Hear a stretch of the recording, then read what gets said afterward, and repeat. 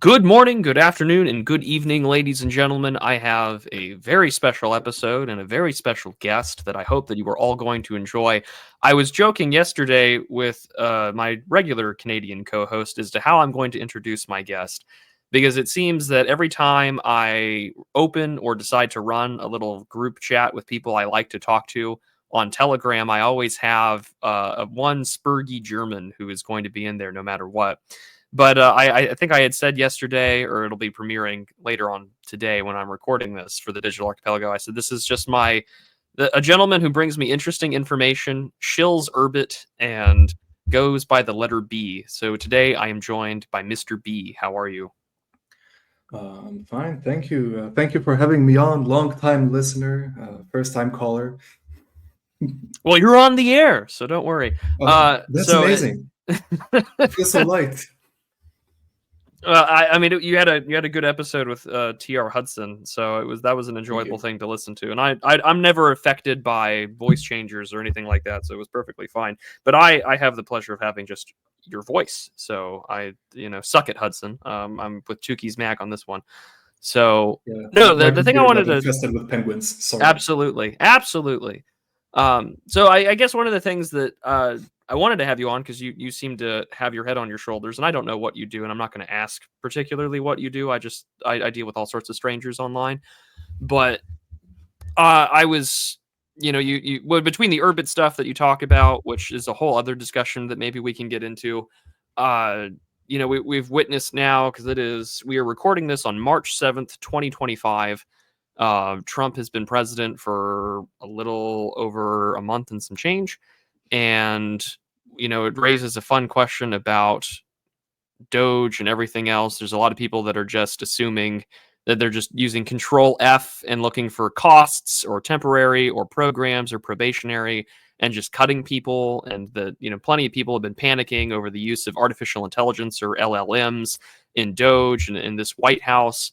And I've got my own theories on that. And it's very funny. This all coincidentally came up today at my normie job, where I play as a striving government bureaucrat in a small council of government somewhere in the middle of nowhere.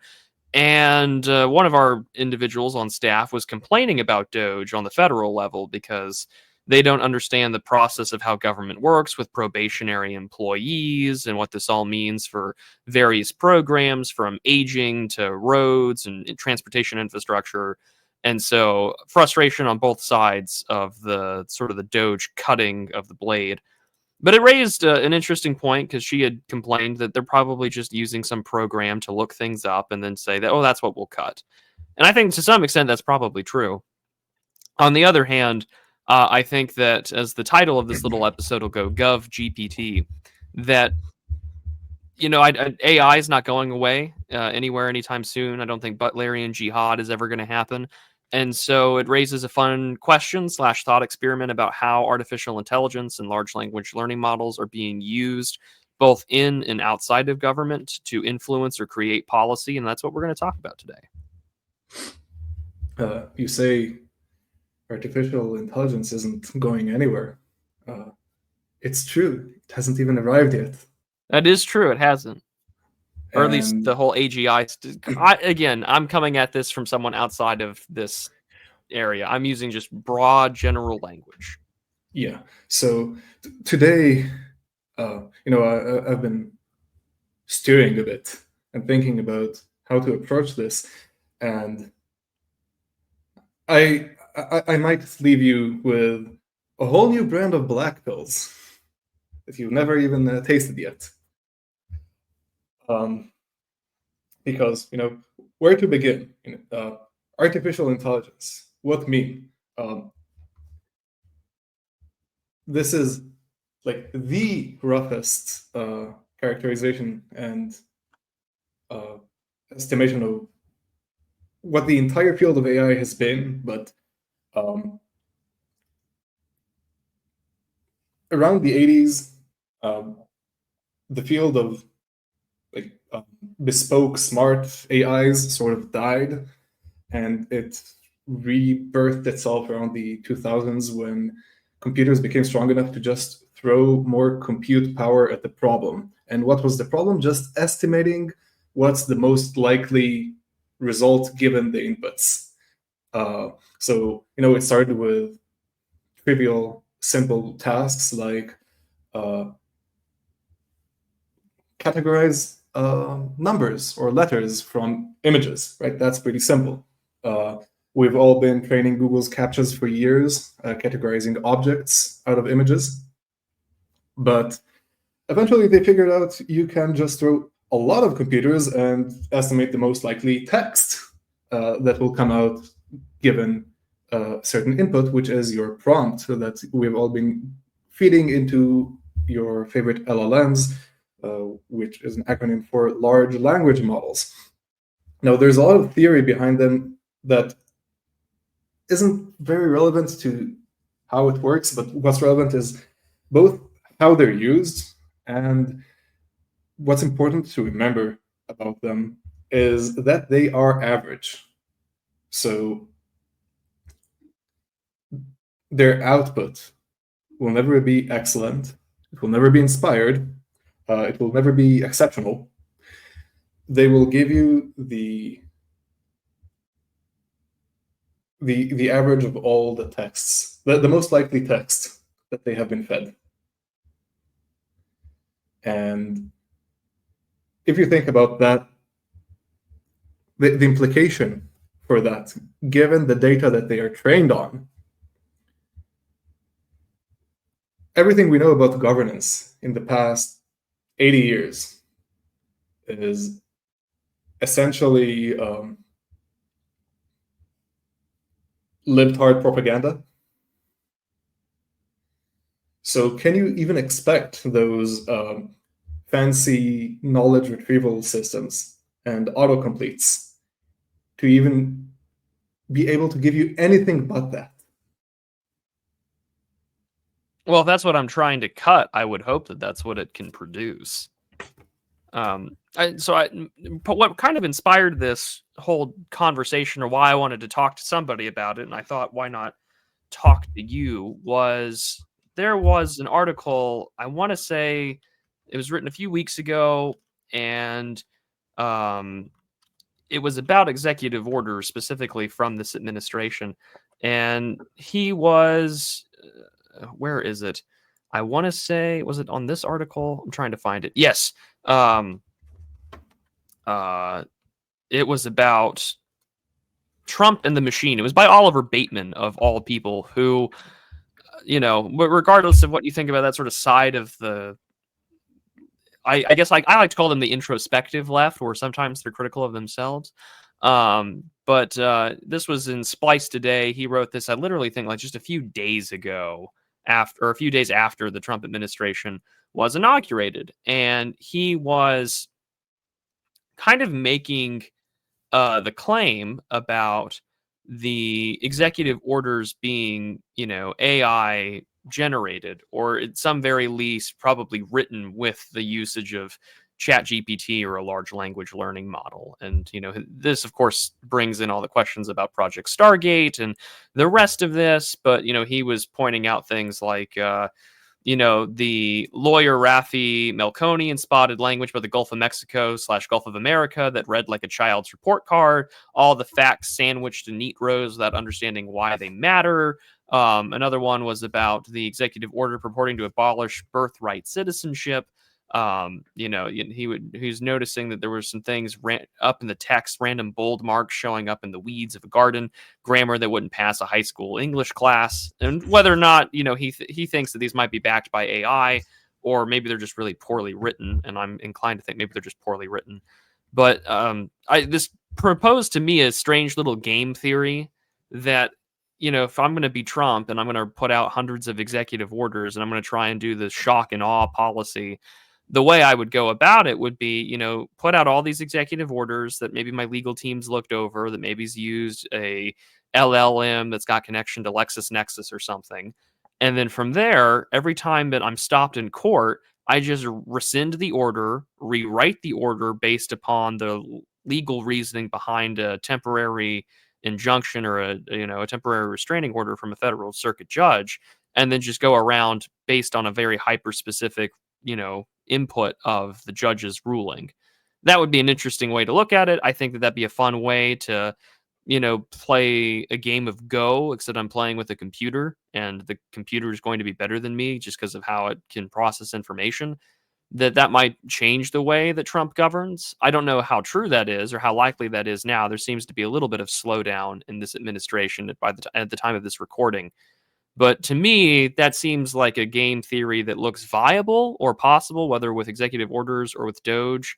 That if you're trying to cut things, then you can, use these tools to navigate around highly specific inputs or legal rulings trying to stop you.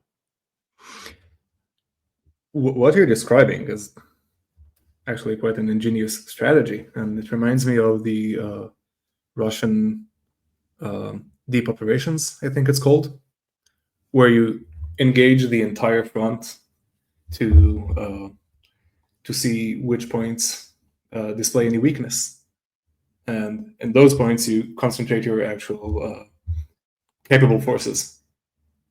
So you can saturate and bombard the entire government with junk executive orders, and the ones they choose to fight over, you actually use real lawyers to figure out a way around them.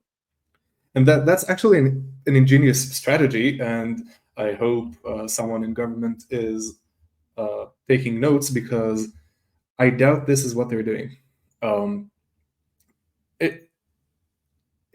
Currently, right, as of today, it does not seem as if they have thought past the initial phase of shock and awe. And, ideally, LLMs and agents and all that jazz were supposed to be a tremendous force multiplier. But what you described with regards to them being poorly written and maybe scatterbrained is the correct word to describe them. They were either written by someone who is not a very orderly thinker, or by someone very average, or that can only produce average output, which kind of correlates to what LLMs can produce, which is, it is concerning if a human produced that, and if LLMs produce that, then the question is, okay, what next? What's your next step following that? Because again, those things will not pass muster in court. And the next concern with regards to that, okay, so you have like a team of 10 people who can produce the output of 1,000 legal assistants and tiny clerk slaves.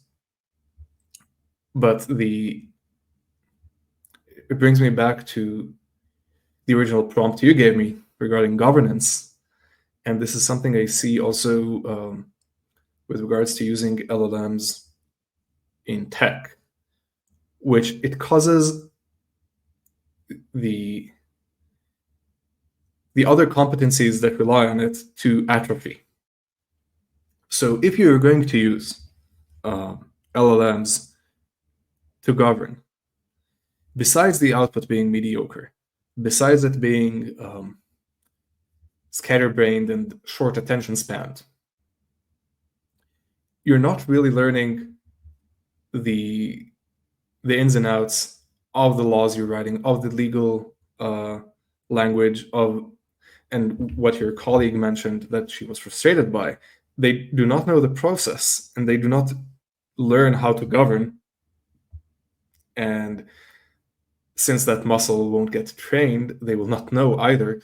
So even if they get past, past the gate, and those, they eventually get those past the courts, then what? They don't really know how to do anything. So they're just left there with their dicks in their hands, basically. And the only thing they will be able to do is just produce more LLM garbage. So that's something I actually find concerning, and that's what I'm blackpilling about. Well, that's a fair reason to be concerned. I think it was Microsoft that had put out a report not too long ago that said that they were reconsidering their little AI partners on their staff's computers just because of the atrophy of productivity or brain power. Which, I mean, that is true. Anytime that we utilize an extension of ourself technologically, the original part of the organ that's being extended is going to atrophy, and so yeah, our brain power will most certainly decrease. And I don't think that AI will help in the long run with some parts of the competency crisis. Like, yes, you can automate things, but people should still know why it's automated, or the original process to do it. Which means a more stratified society later on as we continue down our cyberpunk hellscape that we seem to be on. But I mean, with executive orders or even with DOGE or anything like that, I just see that these tools are available for someone who can, as data aggregators, just like give me a trend, give me a summary of this law or this policy, which potentially could make lobbying easier. Or at the same time, it would make lobbying all the more important because AI is never going to tell you the nitty gritty details behind a certain policy proposal. So, for instance, there was a recent executive order behind the National Environmental Policy Act of 1970, signed by the Nixon administration, which is essentially a law that mandates all projects that are given federal dollars and federal funding have to undergo environmental reviews. And so, if you work in government in the way that I do, and you're handling various grants, or if you work in municipal government handling community development block grants from HUD, you know that you have to undergo a NEPA review. And essentially, this executive order is to gut that enforcement. How much remains to be seen, because I haven't gotten any emails from higher up saying that, hey, this is how NEPA is going to go now. And they've just flat out told me, just assume that this will get blocked in court and operate as usual, which I've said, okay. But it would make a lobbyist all the more powerful in the sense that, sure, you can cut this, or you can have an AI generated lawyer signed off on executive order policy change to nix this, but you're going to need to have someone in there saying, well, this is how it really works. And so subject matter experts become far more important, because real world experience is still going to trump the quality of commentary or testimony compared to AI or some LLM scratching up a basic summary of a policy. Or at least that's how I think it'll be. I could be wrong, and people will just be like, well, I'm going to go with what the computer says. And maybe that's true. I hope not, just for the basis of being able to function on a local or state level. So you're actually right, and this is where I think LLMs currently do excel. You can think of them as an army of interns. So instead of, I'll give you an example. I wanted to compare crime statistics, demographics, and victimization patterns between two cities. So I just gave that task to OpenAI's Deep Research, and it did an okay job. And it can access, news sources, government sources, FBI statistics. So, instead of having 10 interns go over this data, summarize it, integrate it, and do all that dirty work, you have someone doing that for you. And then if you're using that as a subject matter expert, that gives you a pretty good place to start. I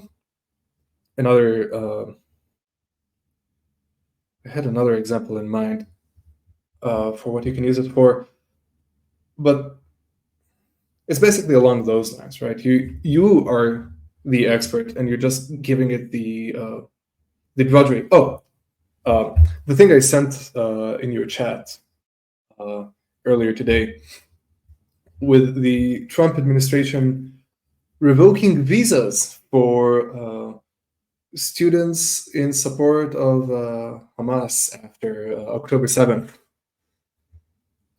So besides the,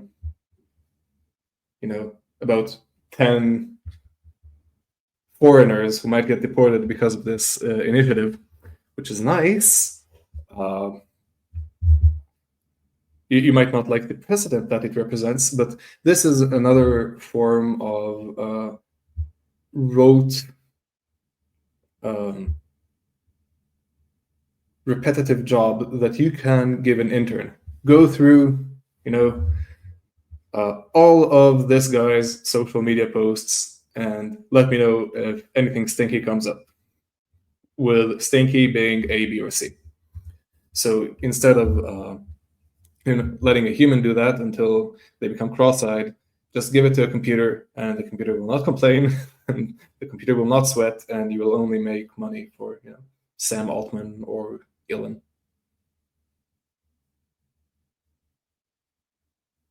Yeah, I think that a lot of the second order consequences are similar to what I've had in other chats and discussions, which is that there's going to be a boatload of security and intelligence purposes, more so than perhaps actual governing.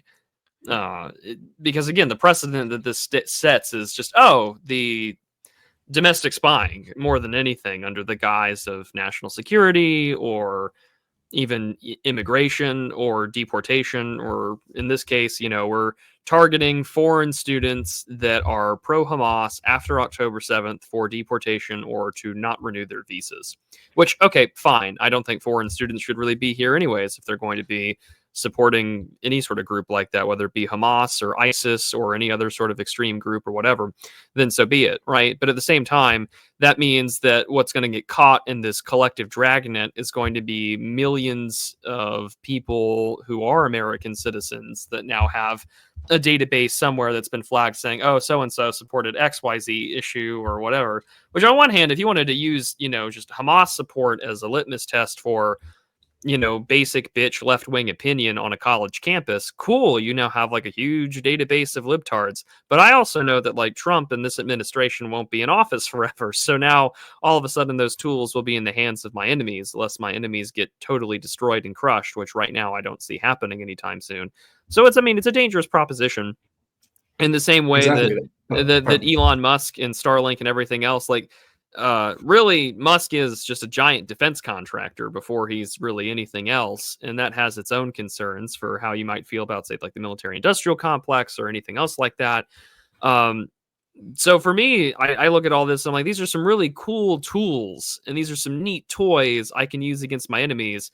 But I also, when I look at all these things, I feel like Nick Bostrom, and I feel like I'm doing like the vulnerable world hypothesis. And now I'm just thinking about like the vulnerable right-winger hypothesis, where it's just like, oh, these are all some really neat tools. But I also know that these are being ran by like techno-rationalist libtards that really don't like middle America to begin with. And that's really bad for me because I'm a middle American. And now that can do all sorts of heinous shit, not just with respects to policy making, but also determining where funding goes or how we're going to triage things. Because if things atrophy, right, like, oh, well, I'll just rely on like the computer list, then that's what we'll do. Because when you're dealing with the scale of the size and scope of America, its population and its government, it becomes really easy just to rely on cold, hard numbers and then to not get the human story or side out of it, which becomes its own devastating problem. Because we do that on a local level, because I deal with doing triage for grant applications like every few months and who gets awarded and who doesn't. And, there's a human element where I can cut certain, entities slack or towns slack based on their need or how did they write their application or whatever. You can't really do that on a federal scale outside of a few select committee hearings in Congress that no one really pays attention to. And so American political illiteracy helps sort of, I would say, like this like techno acceleration or techno optimist side that's sort of backing Trump, because the American people don't care, or they're politically illiterate to think all their problems are in Washington, and they're really not. A lot of your problems, politically speaking, are local problems. And I mean by that, like your state house and your state legislature. And most people don't give a shit about that. So where do they go? They complain to Washington, and then Washington's just going to automate things, or it'll just use AI. Like, it's not going away anytime soon. And as we see already now, it's I hate to use these testimonials as examples, but I think that they bear some weight, where it's like, oh, my job as a public school teacher is now just to check whether or not my students used AI to write this report. And, there are easy ways to tell, but for right now. But until then, you have these sort of problems, I think, are going to just carry over into government. And I think that makes things interesting when you look back on, say, these techno-optimistic fantasies of maybe what Yarvin was writing about 15 years ago or almost 20 years ago now about what the future might look like for governance and whatnot. Like, these are very programmer brain, which is its own separate language. Like, you have to think in a different language. You have to think in a different way in which the world works in the world of computing and programming. And that doesn't necessarily transfer or translate very well over into politics or the real world. Otherwise, if it did, I feel like maybe Yarvin would have been more popular, or these things would have been more mainstreamed decades earlier than where they are today. But it raises some difficult questions of, like, well, how effective can this be? And what are the feasible, realistic limitations of, large language learning models and quote unquote AI today? You brought up some very interesting points, and I wanted to make sure to address all of them. So hang on. Typing away there. No, writing down. I'm trying not to, enslave myself to the machine, and so taking it from actually the beginning, what you said regarding that tool or that sword, that weapon, getting turned back against the American people.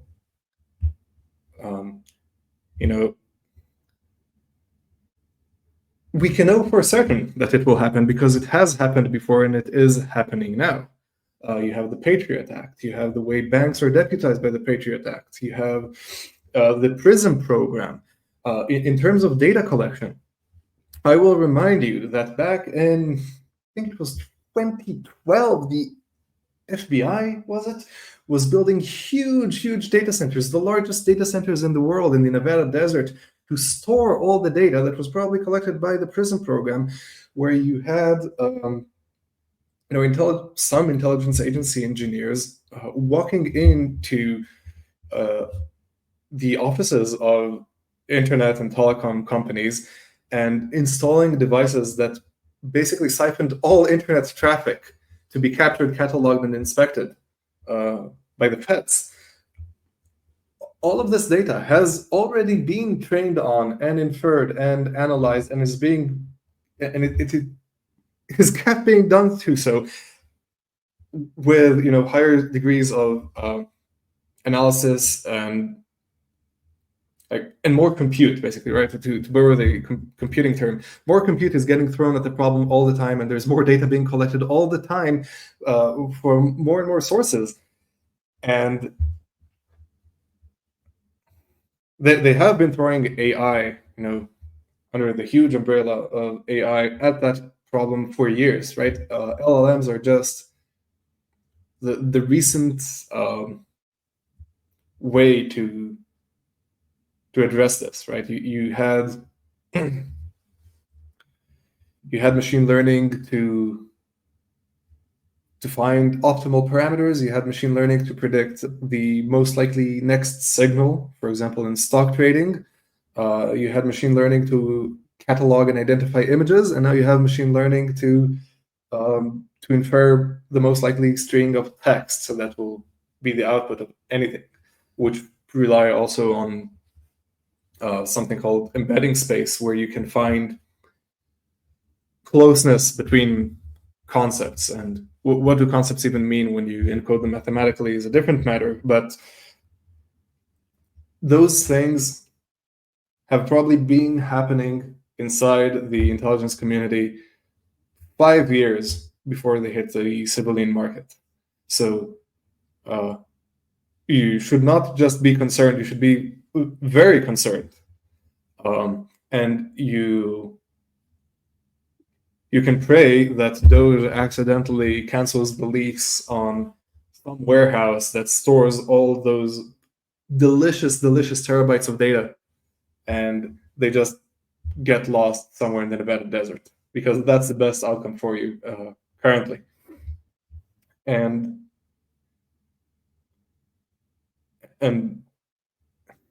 even before that, right? Even before that tool falling into quote unquote the wrong hand or the enemy's hand, Republicans are not shy of trying to prostrate themselves to the opposition and to prove that they too care about the real enemy, which is, of course, white supremacy. And they will probably bend over backwards after some federal agent has some too much fun and does something at the very inopportune moment to besmirch an entire movement, and you might even see that tool turned against the American people during Trump's presidency, even against the people who helped him get into office, because Republicans make for such a fine circular firing squad that it would be sad to let it go to waste. The second thing you brought up, and you brought it up only briefly, which was the people who built them. And this also ties into what data they're trained on and how they were trained. AIs and LLMs, especially when you're talking about the corpus that they're trained on, they are trained on everything written past World War II and mostly by lib lefties. And it would not be much of a stretch to ask what happens when these people's ideologies become pathological, because we had a nifty example just the past month or so with the Zizians cult, which I don't know if you're familiar with or if you've seen the news about. Yeah, I followed that closely just because, good God, I don't know where to begin there. But it's like we're in the late 60s, early 70s. You know, there's radical leftist terrorism sort of in the backdrop with these parts. The intelligentsia, again, is in Manhattan and in San Francisco. There's a war brewing in the Middle East over Israel and everything around it in the Red Sea. And we're all complaining about the price of things. It feels very deja vu. And I'm not saying I can fix her, but Ayala should repent, and all the rationalists should repent, and maybe they should. I'm sorry for bringing up the Whore of Babylon, but they should all reflect a bit on the consequences of their actions reaching their pathological state. And those are the people building your large language models and training them. And you should remember how, because large language models do not exist in a vacuum, right? They are an application. And a large language model application is not standalone. You're not just talking to the LLM. The LLM has a little capo standing right over its shoulder. And every time it is about to say something wrong, the capo zaps it right in the balls and prevents it from saying anything it might regret. And it gives it feedback to improve upon itself. So that happens, when things go out of the LLM's quote-unquote mouth. But even before it gets to the LLM, there's another filter where I mentioned the subject of what's called an embedding space, because you can say that there are concepts which are conceptually close to one another, like parent and mother, or mother and woman, right? There is some closeness between those concepts, and embedding spaces try to model this closeness mathematically. So there's another filter that ensures that after you extract those concepts out of the embedding space, that you didn't ask about any no-no concepts, because that would be a shame. So the people in charge of, let's say, alignment or AI safety are not exactly the people you would want to be in charge of it, right? It's not based anons. It's Eliezer Yudkowsky. And this also ties into the last point you brought up with regards to the human judgment element. So when that eventually gets delegated to to an LLM. And you would use the LLM as your assistant to help you in determining whether you should cut that town or this town some slack. The criteria upon which it will be decided will be those of a median lib lefty.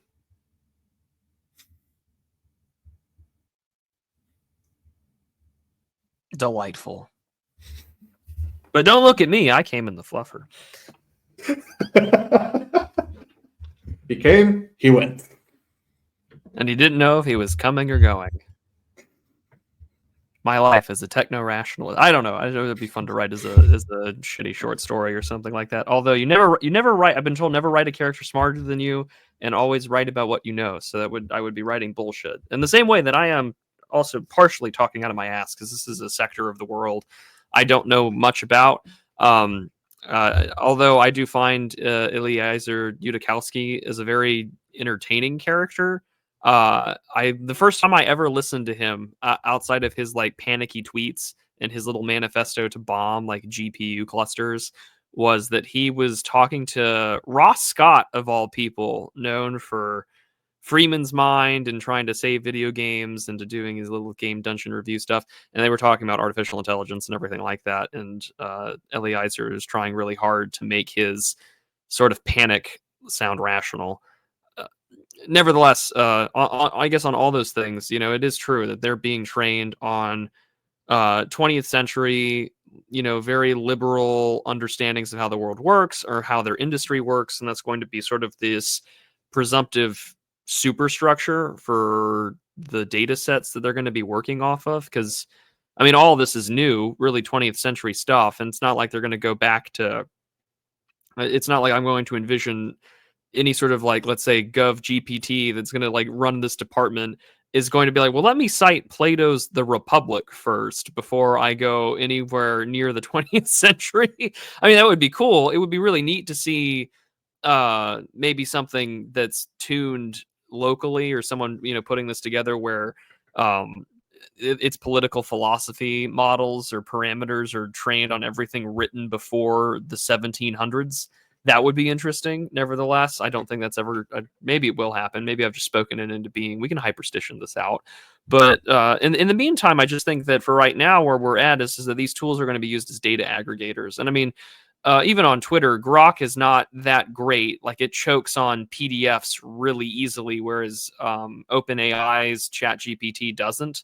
And I've used that on occasion to sort of break down proposed legislation and some of these more niche policies that get debated in Congress that people are trying to make sense of. Or even if you want to just understand laws that are already on the books, like I can get a pretty basic bitch summary from Grok about the National Defense Authorization Act of 2013, which is a notorious NDAA bill, and some fun things about propaganda and the media's relationship to our military is interesting. And I feel like it's always lefties that talk about that. They're like the Infinity Ward relationship between the military industrial complex. On one hand, I'm like, well, that's fucking cool. Then on the other hand, I'm like, well, predictive programming and all that. But those things are definitely here to stay. And with artificial intelligence or large language learning models, all these things, to me, I'm reminded of the fact that social media and memes and everything like that are all, the mediums that we communicate on, Twitter or Telegram or Urbit. Well, Urbit not so much yet, although it follows a similar format, I think.